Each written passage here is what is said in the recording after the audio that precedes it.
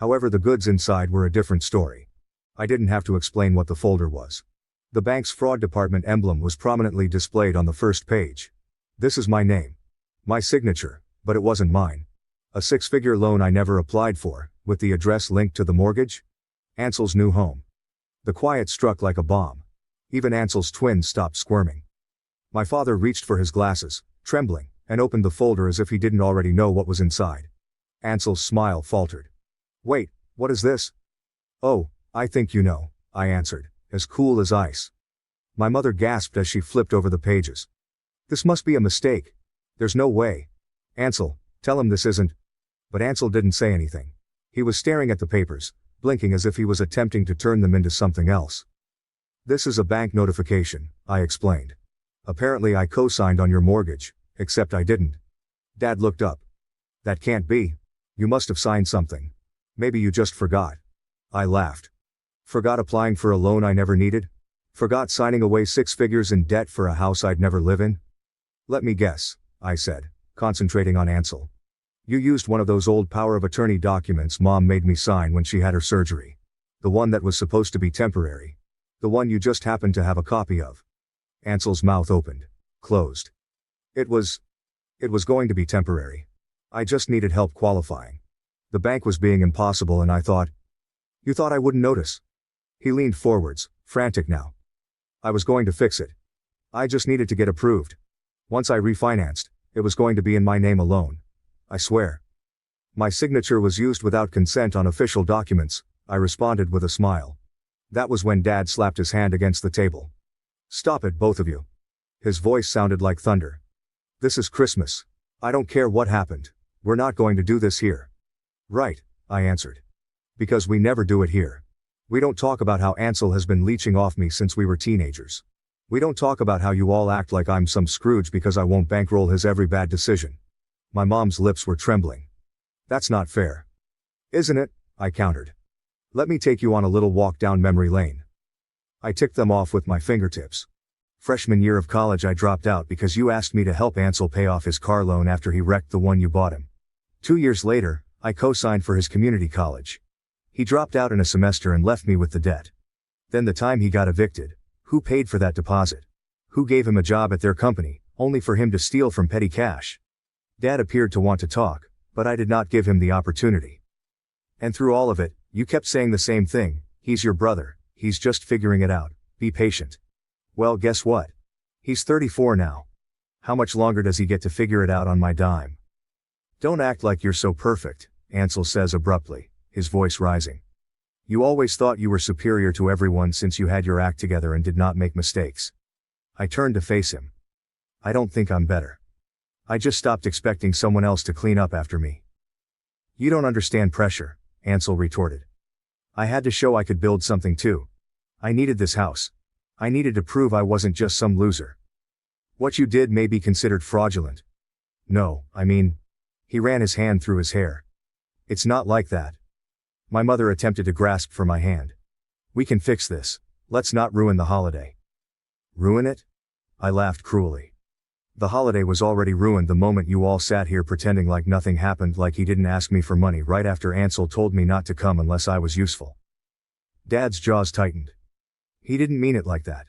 He was stressed." "He meant it exactly like that," I said. "And so did I when I sent him a penny." I turned to Ansel.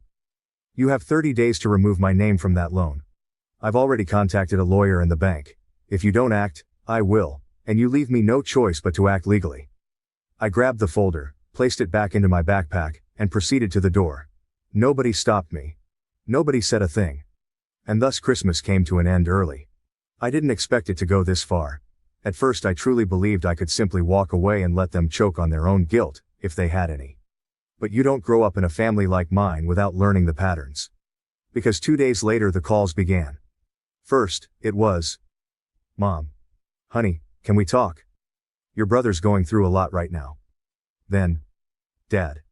I think we need to sit down like men and sort this out." Then Ansel.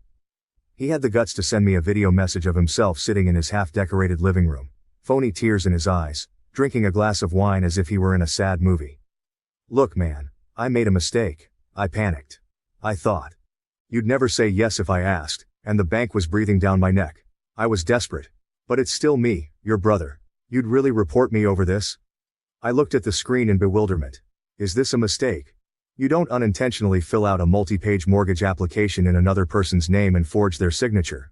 You don't mistakenly put your own family member in 6 figures of debt. He was performing his typical part as Ansel, the misunderstood idealist. The guy who always had good intentions but never quite succeeded. And everyone always let him off. Except for me. Not anymore. So I replied with my own video. Calm. Director. There are no theatrics. I've already filed the legal issue report with the bank. They're opening a formal investigation.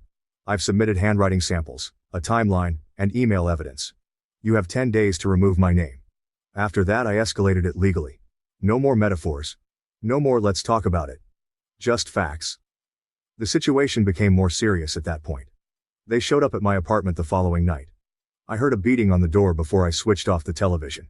I looked through the peephole and there they were. Ansel, Mom, and Dad. I didn't open the door, so Dad shouted through it. This isn't the way a family handles things. That part made me laugh aloud. I actually had to cover my mouth. Mom's voice was next.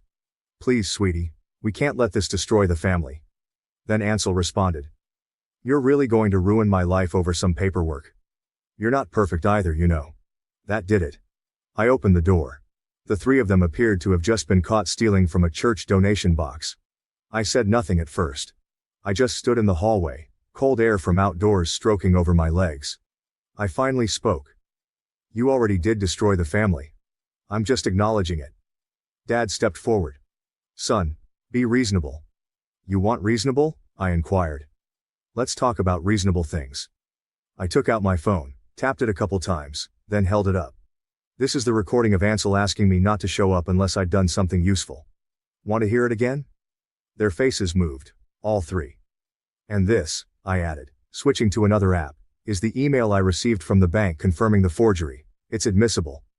Ansel was sweating now. Come on, man, we're brothers. I stared him in the eyes.